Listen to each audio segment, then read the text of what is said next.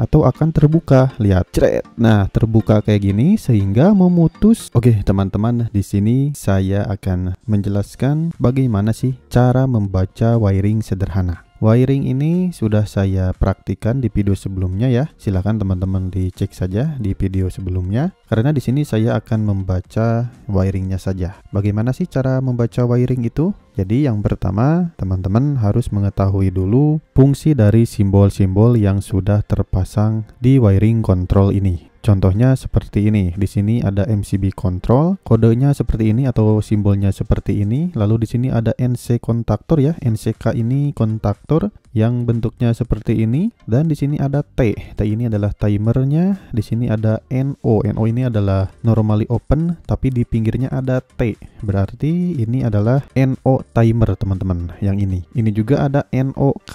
Berarti NO kontaktor. Seperti yang ada di simbol di sini. Dan ini juga ada simbol MCB ya. Ini adalah MCB dalam rumah ya. Dan di sini juga ada NO utama yang berarti NO untuk kebebannya. Yang sudah pasti di sini saya jelaskan ke instalasi rumah. Jadi ini wiring yang kemarin saya buat ya untuk videonya. Silahkan dicek saja teman-teman. Ini adalah rangkaian anti jeklek atau anti trip yang dimana saat PLN hidup kembali, dia tidak langsung mengalir ke instalasi rumah, tetapi ditahan dulu, dijeda oleh si timer ini. Baik, sekarang kita lanjut ke membacanya kayak gimana dan membaca cara kerja dari rangkaian ini kayak gimana. Jadi di sini ada dari KWH meter ya, yang fasa netral ini dari KWH meter yang ada inputan 2 kabel ya. Nah, di sini juga ada MCB dalam rumah atau bisa disebut juga MCB group. Untuk MCB group ini teman-teman bisa pasang setelah kontaktor ataupun sebelum kontaktor ya. Terserah teman-teman mau dipasangnya di mana. Nah, untuk cara kerjanya, jadi teman-teman tinggal simulasikan saja nih. Di sini saya akan coba on-kan untuk MCB dalamnya, yaitu MCB group. Kita coba on-kan. Nah, di sini sudah ada aliran arus ya yang masuk ke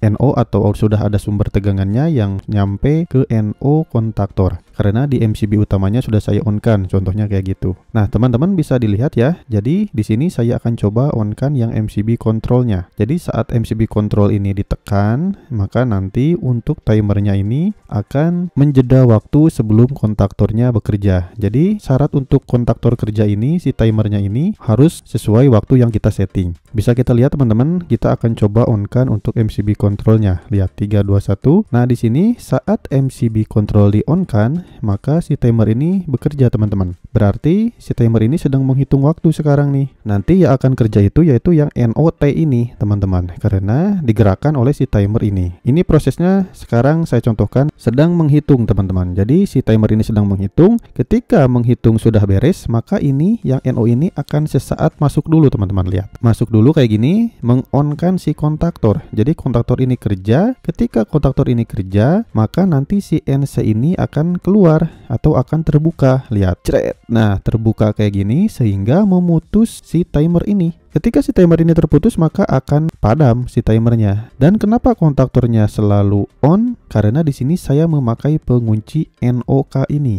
Nah, 1314 ini ada penguncinya sehingga si kontaktor ini akan tetap kerja ketika si timernya mati atau padam. Ketika si kontaktor ini kerja, teman-teman bisa lihat di sini, lihat. Nah, di NO kontak utama kontaktor, maka si NO-nya juga akan menjadi tersambung. Tadi kan posisinya NO semua ya, akan tersambung karena si kontaktor ini kerja. Ketika si kontaktor ini kerja dan NO tersambung, maka aliran arus yang dari fasa di sini ya, yang dari KWH meter masuk, MCB juga masuk, lalu akan mengalir ke NO utama ini yang menjadi tersambung dan mengalirkan arus ke instalasi rumah kayak gini teman-teman. Dan di sini juga untuk yang netralnya juga tersambung ke instalasi rumah kayak gitu. Nah, itu adalah jeda waktu ketika PLN menyala kembali. Untuk lebih pahamnya teman-teman bisa cek praktiknya di video sebelumnya ya, supaya teman-teman mengerti bagaimana cara kerjanya. Di sini saya hanya menjelaskan membaca wiringnya saja supaya teman-teman pada paham nih bagaimana cara membaca wiring ini. Jadi seperti itu teman-teman. Dijeda waktu dulu oleh timer, lalu si kontaktor ini bekerja. Ketika bekerja langsung menghubungkan ke instalasi rumah. Jadi ketika PLN menyala itu tidak langsung masuk ke instalasi rumah, tetapi dijeda dulu oleh timer, lalu mengonkan kontaktor, lalu setelah itu mengalirkan arus ke instalasi rumah. Kayak gitu teman-teman. Cukup paham kan? Jika teman-teman belum paham, silahkan komentar saja di bawah. Apa yang tidak pahamnya nanti saya jawab, oke? Bila teman-teman ingin membutuhkan wiring ini, silahkan saja download di komentar yang sudah saya pin, supaya teman-teman lebih paham lagi tentang cara kerja dari rangkaian ini, oke? Terima kasih, mudah-mudahan bermanfaat. Ditunggu untuk video saya yang selanjutnya.